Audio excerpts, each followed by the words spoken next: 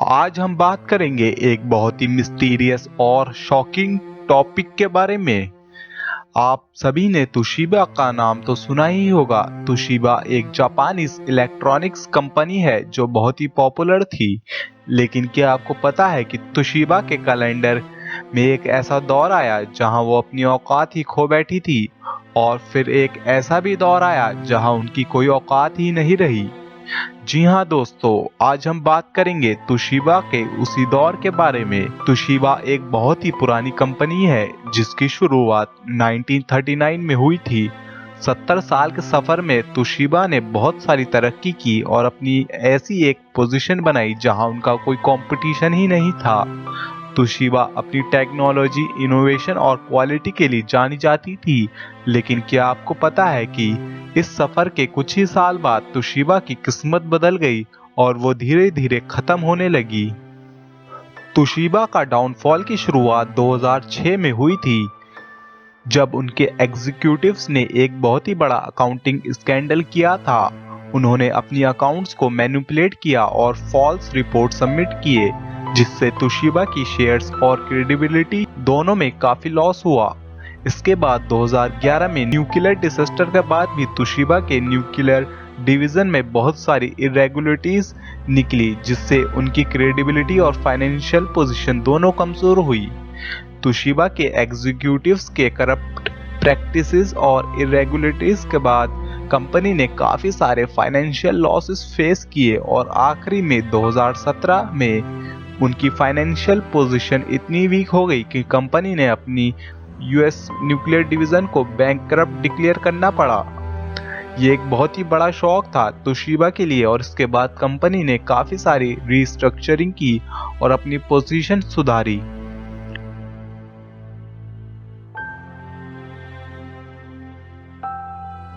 तुशिबा corporations के बारे में बात करते हुए हम आपको बता दें कि ये कंपनी तानाहाका हिसाशिगी के द्वारा शुरू की गई थी। इन्हें अपने टाइम का सबसे ब्रिलियंट इन्वेंटर इंजीनियर में से एक माना जाता था।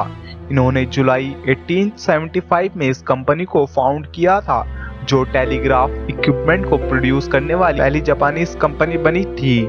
इसके बाद कंपनी ने स्विचेस और मिसलेनियस इलेक्ट्रिकल कम्युनिकेशंस इक्विपमेंट को प्रोड्यूस करना शुरू किया। इस कंपनी के फाउंडर के अडॉप्टेड सन ने इनहेरिट किया और बाद में ये कंपनी तुशिबा के नाम से जाने जाने लगी। तुशिबा कॉरपोरेशंस के क्रिएशन के बाद ये कंपनी टेक्नोलॉजी में सबसे आगे रहने में कामयाब रही और कई एरियाज में इनोवेशन किया।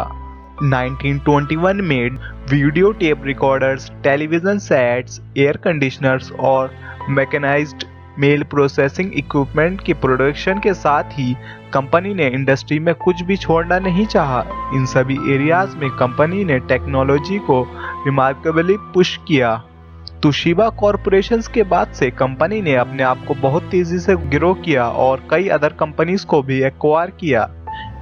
1940s और 1950s में कंपनी मेनली इंडस्ट्रियल और इंजीनियरिंग फर्म्स को एक्वायर करने पर फोकस कर रही थी। वॉर के बाद कंपनी ने बहुत सारे न्यू मॉडर्न टेक्नोलॉजीज में इन्वेस्ट करना शुरू किया, जिससे कंपनी आगे की तरफ बहुत पुश हुई। 1960s में कंपनी ने तुशिबा म्यूजिक जैसी न्यू ग्रुप्स को ऐड किया। 1970s में तुशिबा इंटरनेशनल कॉरपोरेशन को ऐड किया और 1974 में तुशिबा इलेक्ट्रॉनिक इक्विपमेंट्स और तुशिबा केमिकल को ऐड किया।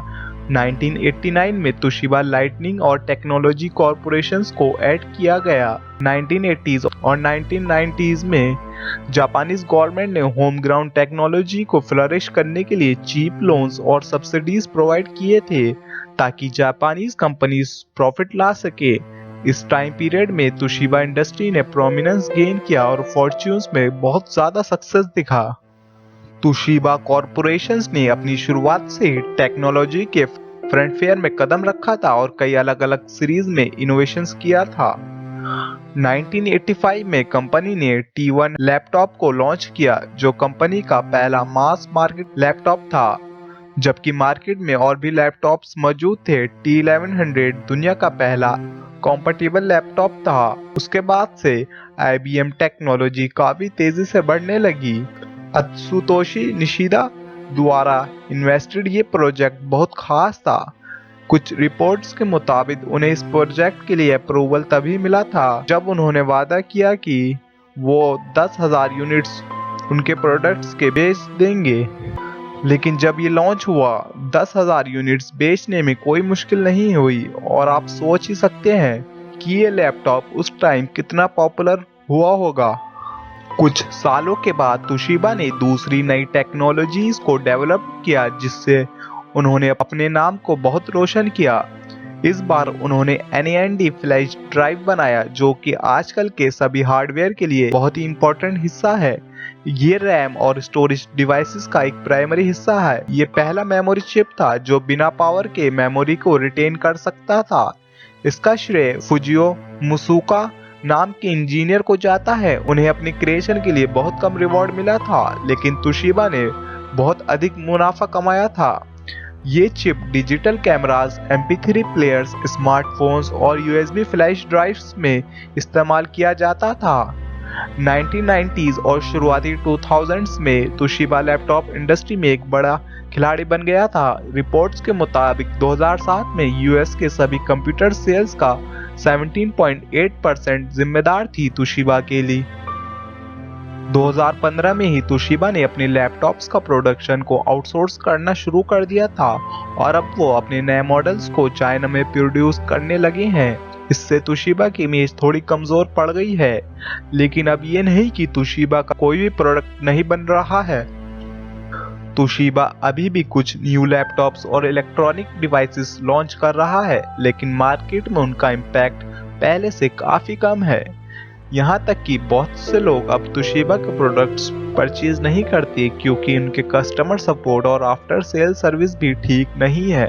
अदर ब्रांड्स इनोवेशन को एक और नए लेवल पर ले गए, और इसी के साथ साथ तोशिबा को अपनी इंटरनल प्रॉब्लम्स भी फेस करनी पड़ी।